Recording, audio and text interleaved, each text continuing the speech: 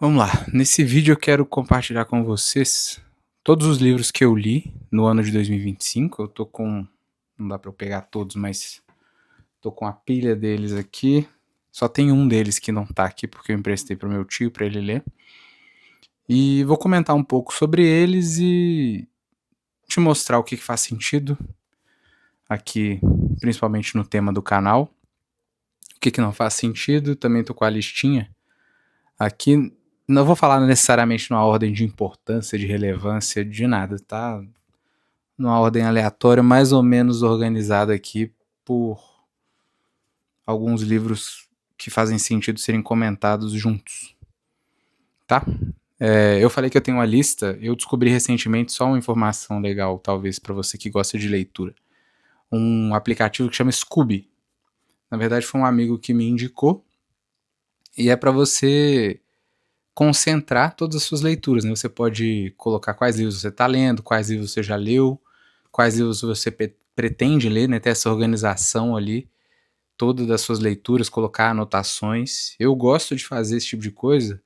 Por exemplo, eu gosto de todo ano fazer a lista dos livros que eu já li, para eu ter essa noção de quantas vezes eu já li o mesmo livro, às vezes, e ter isso concentrado é interessante, mas eu ainda não consegui. Sabe quando você não consegue ainda se habituar ao aplicativo? Eu tô nessa fase. Mas beleza, bora aos livros, que é o mais importante. Primeiro, esse aqui, que é o Almanaque de Naval Ravikant.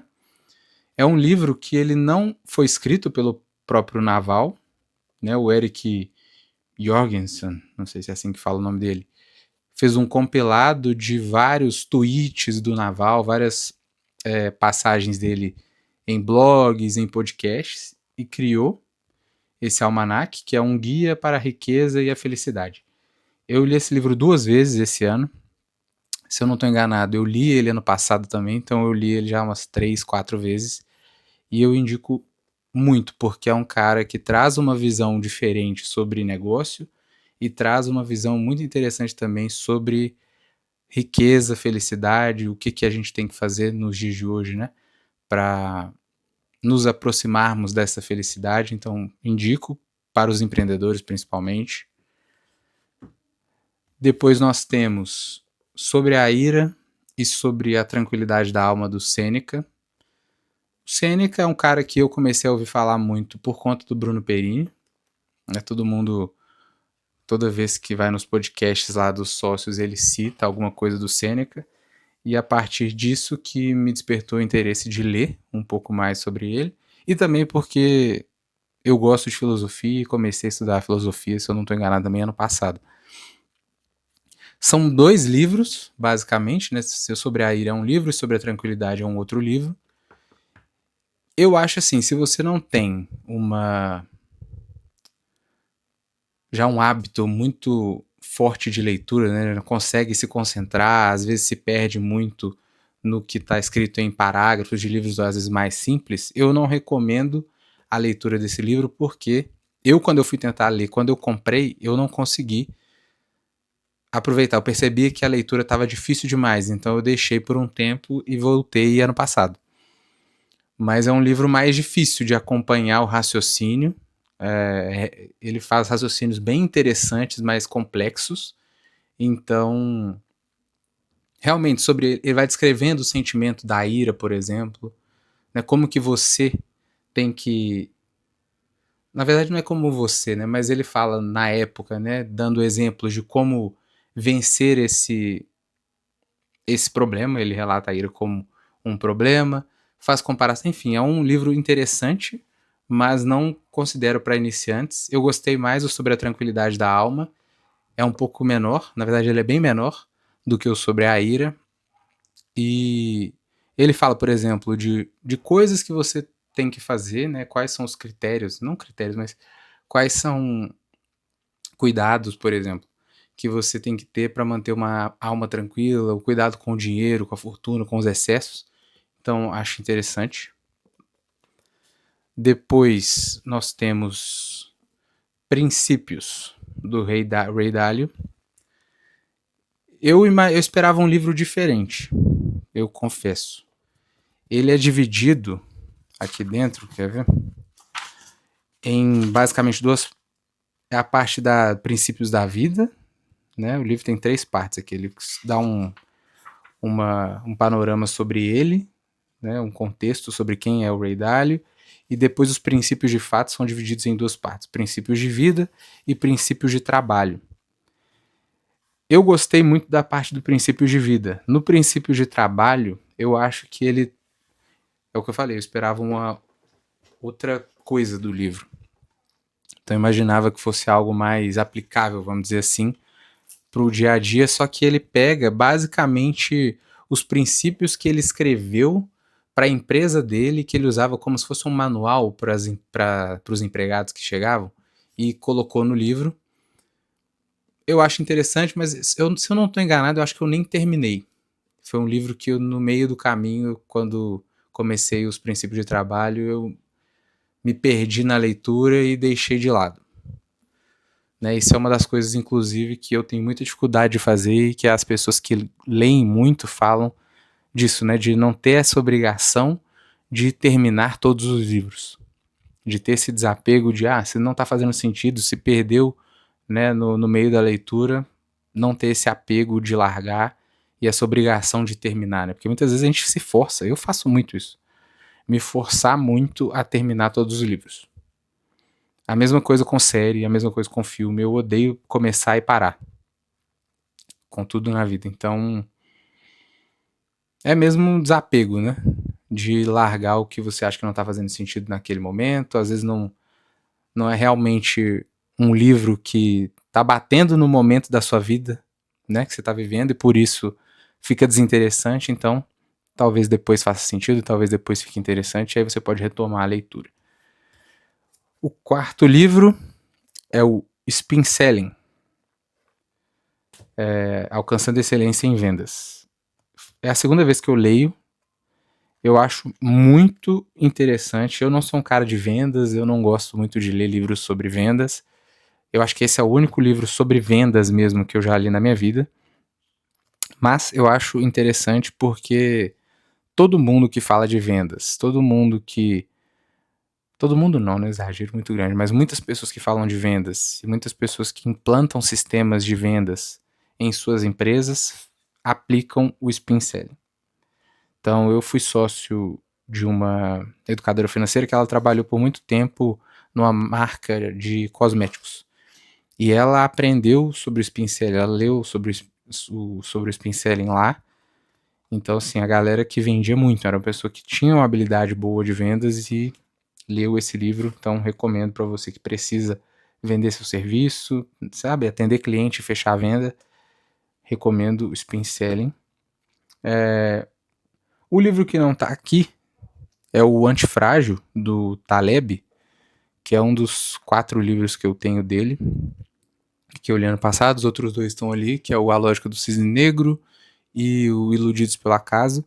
E o Antifrágil, ele fala, basicamente, define o conceito, né, de Antifrágil. É um livro grande, os livros do Taleb são complexos também de ler, são livros que eu quero ler de novo, todos eles, todos esses 3. O outro eu tô lendo aqui agora, que é esse aqui, A Cama de Procusto. Não é um livro comum, ele chama de aforismos filosóficos, né, são frases, tá vendo, no meio. Então é um livro de leitura diferente, mas os outros são livros, vamos dizer, comuns. E no Antifrágil ele fala de sistemas, né, coisas que se beneficiam com o caos. Então o que é a antifragilidade? Né? A gente tem a definição do que é frágil, ou seja, que quebra muito fácil, e ele faz essa contraposição do que seria o oposto do frágil, que seria algo robusto, mas às vezes não é robusto a palavra, mas enfim, seria algo que resistente.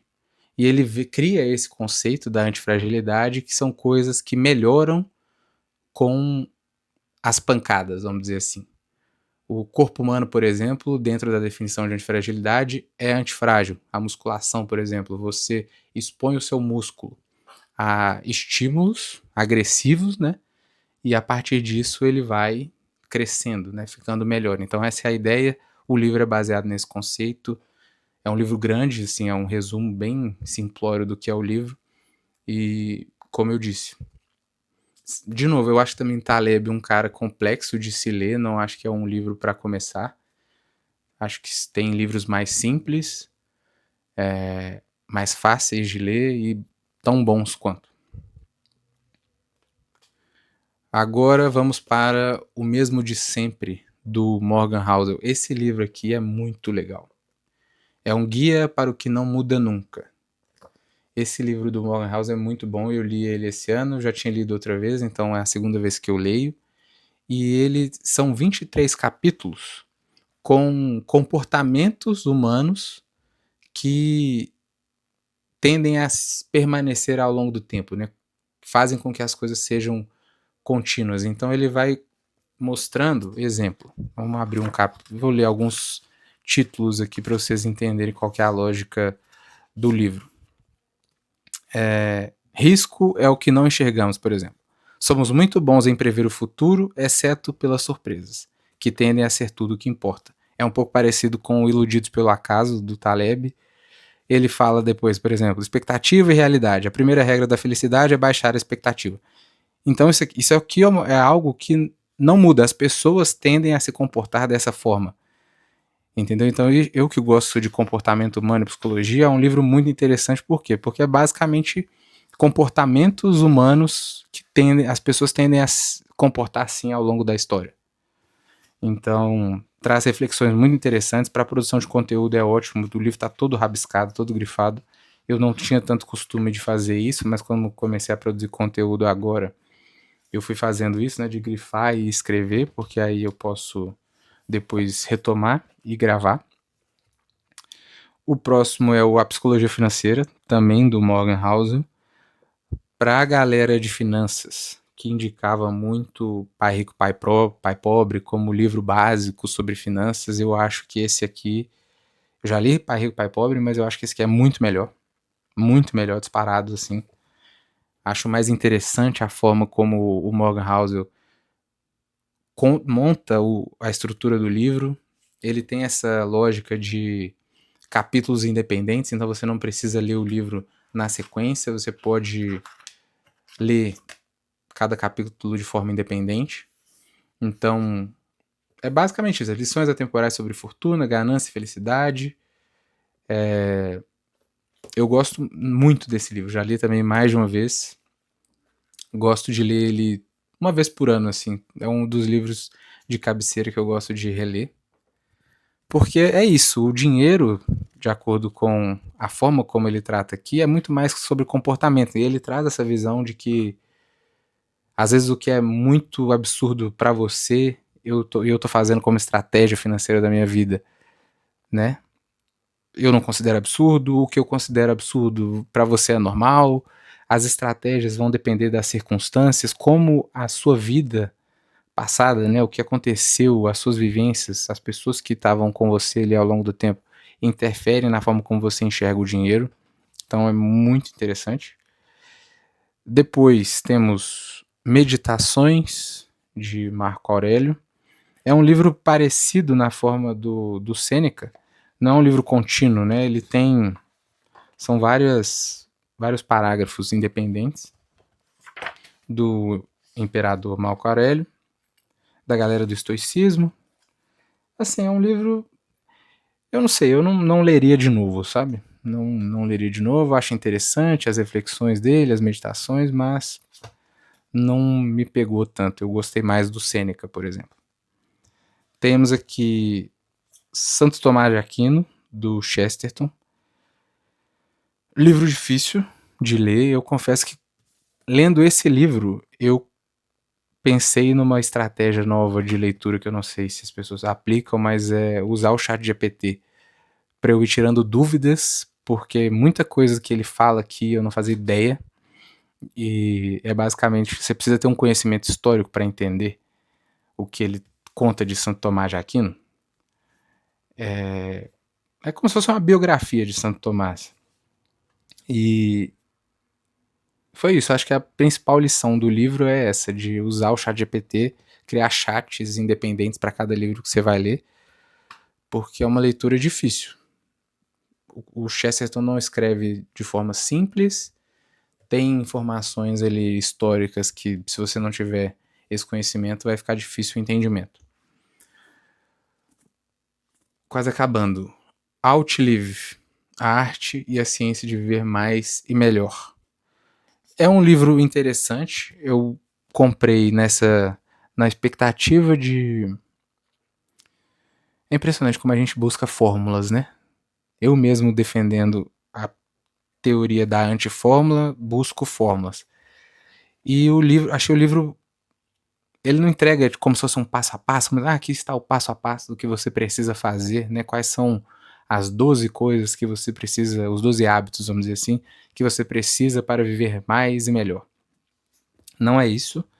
É um livro bem técnico, achei muito, muito técnico, falando da parte de medicina. É rico, né, por esse lado, um livro grande. Então acaba sendo um pouco cansativo e maçante a leitura, mas para quem gosta dessas ideias de qualidade de vida, longevidade, acho que vale a leitura. E os dois últimos, como eu falei, ano passado eu comecei a estudar filosofia. E a ideia por trás ali dentro do curso que eu estava fazendo é, ao invés de a gente começar estudando os grandes filósofos, a gente começar lendo literatura clássica, vamos dizer assim, lendo romances. Por quê? A ideia é, a filosofia a gente precisa interpretar as coisas né, do cotidiano, refletir, buscar a verdade, essa é a ideia. E para isso a gente precisa ter um armazém, né, uma bagagem grande das possibilidades humanas. Então, a leitura desse tipo de livro, e isso também vale para séries, para filmes, é uma expansão de consciência do ser humano. São livros que vão descrever personagens, você vai ver, né, de forma mais detalhada, personalidade, capacidade de ação, enfim. Então você expande a sua mente em cima das capacidades do ser humano. E aí eu tenho aqui 2 livros do Graciliano Ramos, eu comprei um box com 3 livros. O primeiro é o Vidas Secas, conta a história de uma família no sertão, família simples, humilde. Sim, é um romance meio desses grandes escritores, né? É meio padrão, não é uma única história. Eu já li, por exemplo, Torto Arado, do Itamar Vieira Júnior, que também é mais ou menos essa pegada, né? Retratando a dificuldade da vida do povo nordestino. E tem também esse Angústia. É um livro bem diferente, a escrita desse livro é bem diferente. Ele me lembra um pouco como se fosse a complexidade do personagem de 1984, do George Orwell. E é um livro que você sente realmente o que o título, né, promete, que é dar uma angústia. Porque é um cara complexo, um cara meio depressivo, com problema de álcool, com problema de relacionamento, ele é meio alucinado, então o livro retrata bem essa meio que loucura e essa angústia que o personagem principal sente. É bem interessante. E, enfim, são esses os 12 livros, né? São 13 leituras, né? Porque a Almanac de Anaval Ravikant eu li 2 vezes no ano. Se você gosta desse tipo de conteúdo, de leitura, você deixa aqui nos comentários, se inscreve no canal, me diz isso, porque é um canal novo, eu já falei isso em alguns vídeos passados, e eu gosto muito de ler. Mostrei um dos livros que eu tô lendo agora, tô lendo mais esses 2 aqui sobre aprendizado, Ultra Aprendizado e Lifelong Learners. Então a leitura é algo que está presente na minha vida, eu acho importante, ajuda a gente a tomar melhores decisões na vida, nos negócios, e esse é um dos objetivos aqui no canal. Então, se você gosta, comenta aqui. Até o próximo vídeo.